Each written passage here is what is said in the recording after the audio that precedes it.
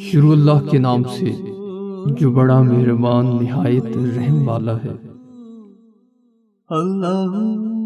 وہ جانتا ہے تم تکلیف میں ہو، اسے معلوم ہے کہ لوگوں کی باتوں سے تمہیں اذیت ہوتی ہے، تمہاری انکہی باتیں، تمہاری ادھوری دعائیں وہ سب سن رہا ہے اور دیکھ بھی رہا ہے۔ وہ تو رحمان ہے، رحیم ہے، اس کے لیے کچھ بھی ناممکن نہیں ہے۔ تم کیوں ہمت ہار دیتے ہو؟ بس توکل رکھو اس رب پر کہ وہ عنقریب تمہاری ادھوری دعاؤں پر کن کہہ دے گا، ابھی تم اپنی ہر آزمائش، ہر تکلیف بھول جاؤ گے۔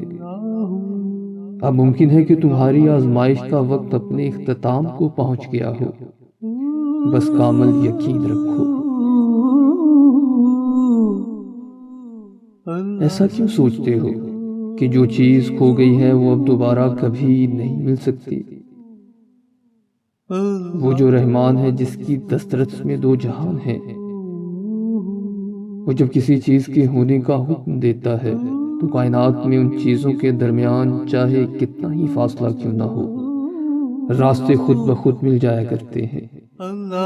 جب تم اس پر مکمل یقین رکھ کر اپنا معاملہ اس کے سپرد کر دیتے ہو تو ہر کھوئی ہوئی چیز بالکل ویسے ہی پاتے ہو جیسے حضرت یعقوب علیہ السلام کو حضرت یوسف علیہ السلام لوٹائے گئے۔